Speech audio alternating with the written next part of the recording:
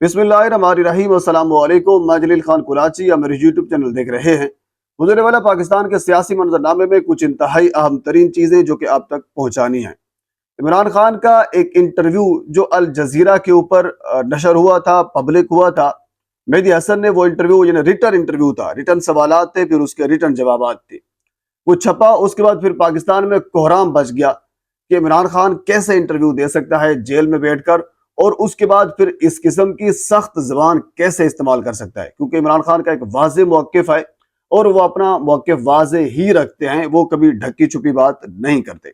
तो इसके ऊपर एतराज़ था कि इंटरव्यू नहीं छापना चाहिए था, और उसके बाद फिर उसको डिमोरलाइज करने की कोशिश की गई कि इमरान खान ने खुद पेड इंटरव्यू करवाया, जबकि उसके बाद फिर मेहदी हसन, जिस बंदे ने इंटरव्यू लिया, वो खुद सामने आए और उन्होंने वजाहतें दी कि ऐसा नहीं है, आप थोड़े पढ़े लिखे कम हैं और आपको इसकी समझ आनी चाहिए। वो एक पुराना मामला है। लेकिन अब मसला यह है कि इमरान खान अब इससे भी एक कदम आगे जा रहे हैं। एक और आर्टिकल वो लिखने जा रहे हैं, एक और इंटरव्यू वो देने जा रहे हैं, या फिर वो दे चुके हैं लेकिन अभी तक पब्लिक नहीं हुआ। वो इंटरव्यू है न्यूयॉर्क टाइम्स को। न्यूयॉर्क टाइम के रिपोर्टर हैं सलमान मसूद, उन्होंने इस चीज की तस्दीक की है। अब अहम चीज ये है कि जो इंटरव्यू आने वाला है, जो पब्लिक होने वाला है, उसमें मवाद क्या होगा। उसमें मवाद हमीदुर रहमान कमीशन होगा, उसमें मवाद रजीम चेंज ऑपरेशन होगा, या फिर उसमें मवाद इमरान खान का आगे वाला आने वाला जो लाहे अमाल होगा वो होगा। ये अहम चीजें हैं, लेकिन ये चीजें अपनी जगह पर इंतहाई अहम है। इसके साथ जब रात कोर कमेटी का इजलास हुआ, और उस इजलास के बाद जब इंतहाई अहम तरीन फैसले किए गए, तो उनमें से एक ये भी था कि हमीदुर रहमान कमीशन रिपोर्ट जो है उसको दोबारा पब्लिक किया जाएगा, उसको अवाम के सामने रखा जाएगा, अवाम को बताया जाएगा कि पाकिस्तान दो हिस्सों में तकसीम कैसे हुआ। कसूर मुजीबुर रहमान का था या कसूर जनरल याहिया का था, भुट्टो का था, किसका कसूर था, ये सारी जो कमीशन रिपोर्ट है ये रखी जाएगी। हालांकि अभी तक कितने साल गुजर गए हैं इस वाक़े को, अभी तक सरकारी सतह पर जोर जबरदस्ती बजोरे बाजू रुकवाया गया है कि ये कमीशन रिपोर्ट पब्लिक ना हो। तो इस कमीशन रिपोर्ट का इमरान खान की ट्विटर हैंडल से पब्लिक करना, और उसके बाद फिर रऊफ हसन साहब ने क्लैरिफिकेशन दी, बैरिस्टर गौहर ने दी, अली मोहम्मद खान ने दी कि नहीं ऐसा नहीं होना चाहिए था। हम जो अमेरिका में हमारा बंदा बैठा है जो हैंडल कर रहा है, उसको दोबारा कहेंगे कि इसको डिलीट होगा, लेकिन ऐसा नहीं होगा। रात कोर कमेटी के इजलास में एक वाज़े तौर पर पाकिस्तान तहरीक इंसाफ ने अपना मौक़िफ़ अपनाया है कि वो ट्वीट भी डिलीट नहीं होगा, और FIA के साथ जो हमारी कानूनी टीम है वो अपनी जंग जारी रखेगी। यानी ऐसा नहीं होगा। यानी वाज़े तौर पर पाकिस्तान तहरीक इंसाफ ने लड़ने का फैसला किया है। अब सियासी महाज पर वाज़े तौर पर लड़ेंगे, और हमीदुर रहमान कमीशन जो है, जो रिपोर्ट है, वो वाज़े तौर पर पब्लिक की जाएगी। इवन कि पाकिस्तान तहरीक इंसाफ का सिर्फ मौक़िफ़ नहीं है। रात हाफिज हमदुल्ला साहब जो जमीयत उलमा इस्लाम के तर्जमान हैं, उन्होंने भी यही कहा है कि बिल्कुल Hamidur Rahman commission report public होनी चाहिए। बल्कि उन्होंने ये भी कहा है कि खुद मैं पार्लियामेंट में जाकर इसके ऊपर बात करूंगा कि ये पब्लिक क्यों नहीं हो रही। मतलब ये है कि JUI फे यानी मौलाना फजल रहमान की जो जमात है वो भी पाकिस्तान तहरीक इंसाफ के साथ इस मामले में बिल्कुल खड़ी है, और खड़ा भी होना चाहिए। बहरहाल हम थोड़ा सा आगे चलते हैं। अगली खबर ये भी है, रात कोर कमेटी में ये भी फैसला किया गया है कि जो फुल कोर्ट बनना है जस्टिस काजी फाइज ईसा की सरबराही में, जिसमें 13 रुकनी जजेस हैं, और काजी फाइज ईसा साहब जो हैं उसके सरबराह हैं। हालांकि फुल कोर्ट का मुतालबा पाकिस्तान तहरीक इंसाफ का नहीं था, पाकिस्तान तहरीक इंसाफ का लार्जर बेंच का मुतालबा था, फुल कोर्ट का मुतालबा हुकूमत का था।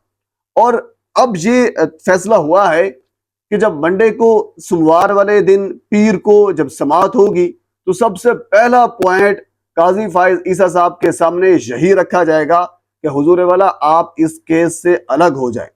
आपके ऊपर हमने अदम एतमाद किया है, पाकिस्तान तहरीक इंसाफ ने आपके ऊपर अदम एतमाद किया है, इमरान खान ने आपके ऊपर अदम एतमाद किया है, और उसकी बाकायदा रीजन दी जाएगी। जैसी बात है, रीजन होती है तो तभी अदम एतमाद किया जाता है ना, रीजन दी जाती है। तो रीजन यही दी जाएगी कि आपने बल्ले का निशान लिया, आपने इंट्रा पार्टी इलेक्शन जो है वो कलअदम करार दिए।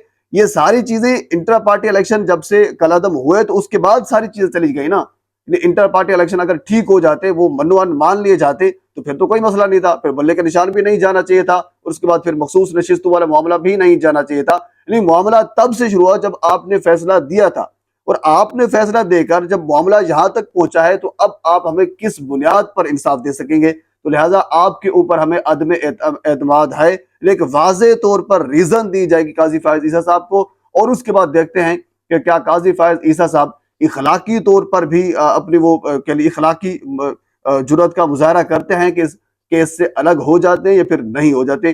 یہ دیکھنا منڈے کو باقی ہے۔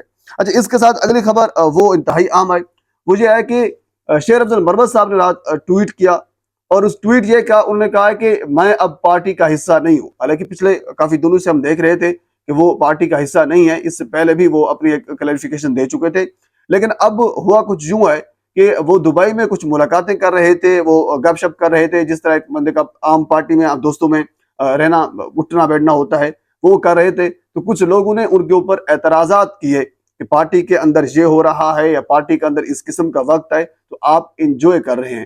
تو اس کے جواب میں بیسیکلی شیر افضل مروت صاحب نے یہ کہا ہے کہ میں اس وقت پارٹی میں نہیں ہوں، میری عزت نفس مجروح کی گئی تھی، جب خان صاحب باہر آئیں گے بلائیں گے تو اس کے بعد پھر اگلا جو ہے عمل ہوگا وہ طے ہوگا۔ اس وقت وہ پارٹی میں نہیں ہیں، پارٹی جس کے پاس ہے وہ جانے اور ان کا کام جانے۔ انہوں نے کہا میرا ایک اپنا ایک طریقہ ہے رہن سہن کا، میرا ایک کہہ لیجیے کہ جس طرح میں رہنا چاہتا ہوں میں ویسے رہ رہا ہوں، تو اب آپ کسی کو بھی یہ حق نہیں پہنچتا کہ وہ میری جو لائف ہے پرسنل لائف اس میں وہ انٹرفیئر کرے۔ اچھا، اس کے ساتھ اگلی انتہائی اہم ترین خبر میں آپ کے سامنے رکھ دیتا ہوں۔ وہ خبر یہ ہے کہ نوکر ہمیشہ نوکر ہوتا ہے۔ شہباز شریف صاحب نے حکومت نے رات اعلان کیا کہ ڈیزل اور پیٹرول کی قیمت میں واضح کمی کی جائے گی، پیٹرول 15 روپے اور ڈیزل 7 روپے، کچھ پیسے ہیں اس کے ساتھ ہیں وہ کمی ہوگی۔ تو اس کے بعد پھر وزارت خزانہ سامنے آئی، یعنی وزیر خزانہ صاحب اورنگزیب صاحب سامنے آئے اور انہوں نے وزیر اعظم کی سمری مسترد کر دی، وزیر اعظم کا حکم ماننے سے انکار کر دیا۔ ایون کہ آج ہم نیوز نے یہ لکھا ہوا تھا کہ وزیر خزانہ نے وزیر اعظم کا حکم ماننے سے انکار کر دیا۔ یہ اتنا لفظ انٹرنیشنل نیشنل چینلز کا لکھنا کافی ہے۔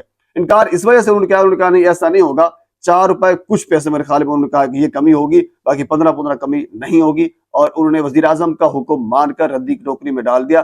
اگر آپ وزیر اعظم فارم 47 والے ہوں گے، آپ کسی اور کے بل بوتے پر آئے ہوں گے، تو پھر آپ کے احکامات جو ہیں وہ ایسے ہی مانے جائیں گے۔ پاکستان کے سیاسی معاملات میں اور بہت سی چیزیں ہیں، اگلی ویڈیو میں آپ کے ساتھ میں ضرور شیئر کروں گا۔ ایک مرتبہ آپ سے گزارش ہے میرے چینل کو سبسکرائب کر دیں تاکہ آنے والی ہر انفارمیٹیو ویڈیو آپ تک پہنچ سکے۔ اللہ حافظ۔